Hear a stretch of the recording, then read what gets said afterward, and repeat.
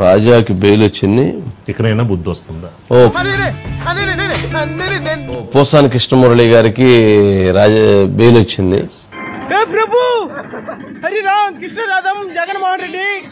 పర్లేదు, ఇంకో రౌండ్ వేయచ్చు. దాదాపు 26వ తారీఖున ఆయన సుమారు నెల రోజులకి అరెస్ట్ అయింది.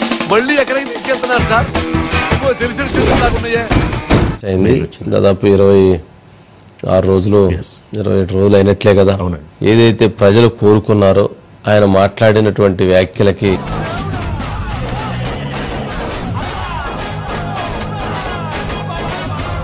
కొట్టినారు సార్, ఒట్టుడు కొట్టిరు సార్, ఆడికి అలాగే అవ్వలేరా పాపము. అయితే పోసాని కృష్ణమురళి గారు ఇకనైనా తిట్టాల్సినవన్నీ తిట్టారుగా, ఇంక రెస్పెక్ట్ ఎందుకులేండి. ఇకనైనా వ్యక్తిగతంగా దుర్భాషలాడేటువంటి పద్ధతి మానుకుంటే మంచిది.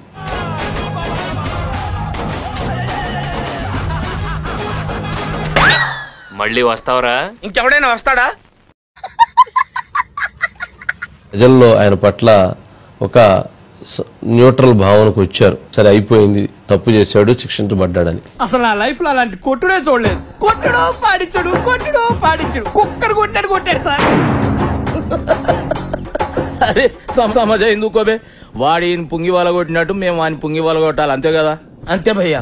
ఇక ఇలాంటి వ్యాఖ్యలు మాట్లాడకుండా రాజకీయాలకు నేను ఏదైతే దూరం అని చెప్పాడో అలా గనక దూరంగా ఉంటే, ఎవరిని పట్టుకొని ఏం అడుగుతున్నావు? నేను ఇక వ్యవస్థలో ఆయన గురించి మాట్లాడటం కానీ, ప్రజలు ఆయన గురించి మాట్లాడటం కానీ ఇక జరిగేటువంటి పరిస్థితి ఉండదు. అలా కాదు అని మరలా ఆయన పాత వైఖరికి గనక వెళితే అది ఆయనకి తీవ్రమైనటువంటి నష్టాన్ని ఊహిస్తేనే భయంకరంగా ఉంది. లాయర్ గారండి, మీరేం చెప్తే అది చెప్తాను లాయర్ గారండి, కానీ ఉరి శిక్ష మాత్రం పడకుండా చేయండి లాయర్ గారండి. ఒక అంశం ఏంటంటే న్యాయస్థానం కూడా బెయిల్ ఇచ్చిన నేపథ్యంలో ఈ కేసుల గురించి మాట్లాడటం కానీ, ప్రెస్ కాన్ఫరెన్స్లు పెట్టడం కానీ, ఇవి ఏవి చేసినా కానీ బెయిల్ రద్దవుతుందని కూడా మీ కష్టం పగవాడికి కూడా రాకూడదు గురుగారు. మరేరా మంచిగా మాట్లాడవచ్చు, విమర్శ చెయ్యొచ్చు, అది ఎవరికైనా వ్యక్తికి ఉన్నటువంటి స్వేచ్ఛ, అంతేగాని తిట్టకూడదు. తిట్టేటువంటి హక్కు ఆయనకి లేదు. చెప్తానా నీ వల్ల కదా నా జీవితం సంకనాకిపోయింది.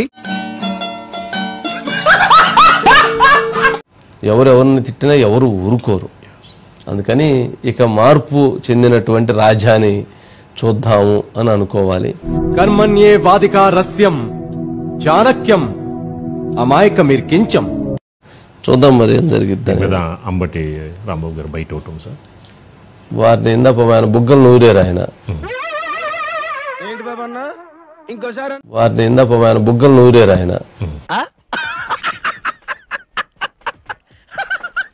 నమస్కారం సార్. మీరు వెంకట్రావు సార్. వెంకట్రావు మీ హీరోన్ సార్. వెంకట్రావు గారు మీరా? ఏం సార్ ఇలా అయిపోయారు?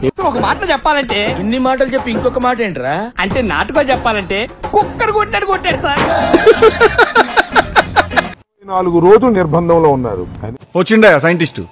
ఆయన మర్డర్ చేయలేదు, దొంగతనం చేయలేదు, దోపిడీ చేయలేదు, మీడియా ముందు మాట్లాడాడు. నువ్వో కౌరవుడివి, తుపాకీ వీరుడివి, నీకో డబ్బా బుల్లెట్, బుద్ధేమో మాడిపోయిన ఆమ్లెట్.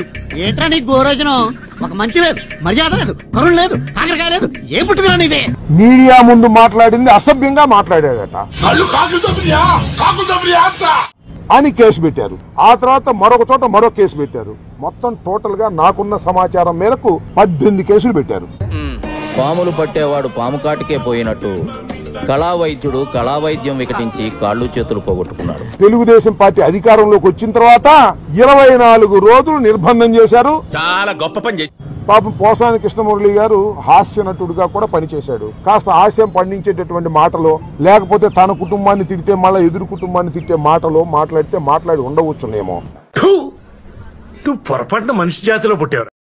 కరెక్ట్, ఇది కరెక్ట్ గా చెప్పేవయ్యా. లోకేష్ కనుసన్నల్లోనే జరుగుతున్నది ఇదంతా కూడా. దీనికి బాధ్యత లోకేషే వహించవలసి ఉంటుందని నేను మీ ద్వారా చెప్పదలుచుకున్నాను. పాసు బీకేవులే, నువ్వేడ ఉండిపోయావా? అడిదో ఒక సెక్షన్ కింద నిన్ను కూడా చేస్తాడా? నువ్వు జాగ్రత్త. మొత్తాన్ని బయటకు వచ్చాడు. మొన్న లాస్ట్ టైం కూడా ఇట్లాగే బయటకు రాబోతే మళ్ళీ ఇంకోరు వచ్చి జైల్లో వాళ్ళు వచ్చి తీసుకుని వెళ్ళారు. ఇప్పుడు మాకు కావాలి అని డిమాండ్ దాకా ఆయన మీద ఏ కేసులు లేదన్నారు, అరెస్ట్ చేసినారు, బెయిల్ పెట్టేదారు, 16 కేసులు రెడీ ఉన్నాయి. ఎంత ఘోరం జరిగిపోయిందిరా. బుగ్గలు పట్టుకొని చెప్పినట్టున్నాడు రాజా, నా గురించి మాట్లాడమాక రాజా, మీకు దండం పెడతానని మాట్లాడితే అసలు నా పేరే మెత్తద్దు, నా పాటికి నేను వెళ్ళిపోతాను, చాలా సింపుల్ గా కార్యకి అలా వెళ్ళిపోయాడు.